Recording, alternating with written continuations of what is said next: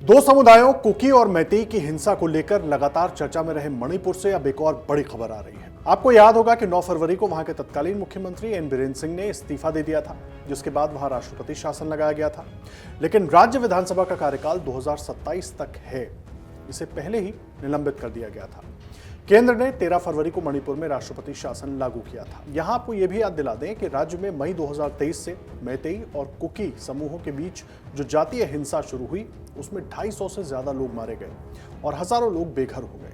ये सिलसिला अभी भी पूरी तरीके से थमा नहीं है। इस बीच मणिपुर में अब नई सरकार बनाने की कवायद अचानक एक बार फिर शुरू हो गई है। बीजेपी विधायक थोकचोम राधेश्याम सिंह ने बुधवार को राज्यपाल अजय कुमार भल्ला से मुलाकात के बाद दावा किया कि 44 विधायक नई सरकार बनाने के लिए तैयार हैं। बीजेपी विधायक ने 9 अन्य विधायकों के साथ राजभवन में राज्यपाल से मुलाकात की। उन्होंने कहा कि 44 विधायक जनता की इच्छा के अनुसार सरकार बनाने के लिए तैयार हैं। हमने राज्यपाल को ये बता दिया है। हमने इस मुद्दे के लिए क्या समाधान हो सकता है, इस पर भी बातचीत की है। वहीं राज्यपाल से मुलाकात के बाद निर्दलीय विधायक निशिकांत सिंह ने कहा कि ज्यादातर लोग चाहते हैं कि एक लोकप्रिय सरकार बने और यही कारण है कि हम राज्यपाल से मिलने यहां आए हैं।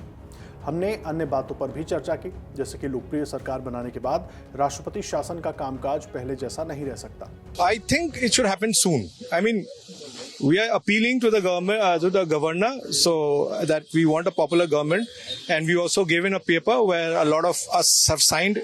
Basically, well, I'll put it together. All the MLAs in Manipur, or rather the NDA MLAs, are very interested and very keen for the sake of Manipur to have a popular government installed.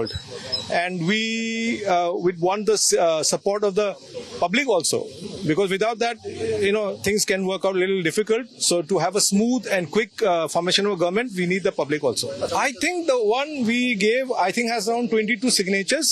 But otherwise, besides that, some people are not here, or this is the same paper that we gave to the Prime Minister.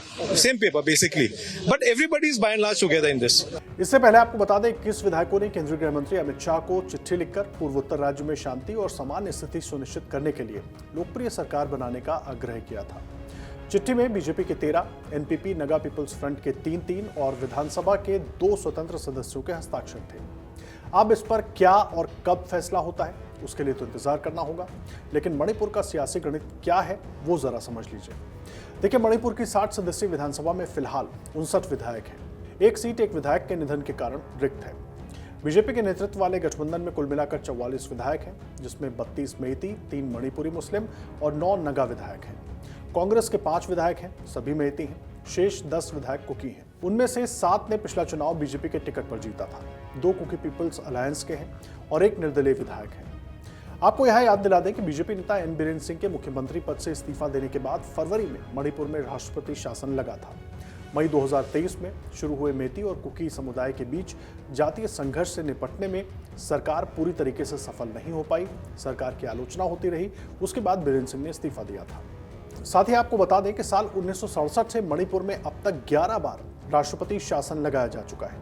राज्य में 43 से लेकर 277 दिनों तक राष्ट्रपति शासन रहा है। अब सवाल यही है कि मणिपुर में नई सरकार के गठन को लेकर क्या फैसला होता है, क्योंकि विधानसभा का कार्यकाल अभी बाकी है, 2027 तक है। तो कब तक राज्य में राष्ट्रपति शासन रहेगा?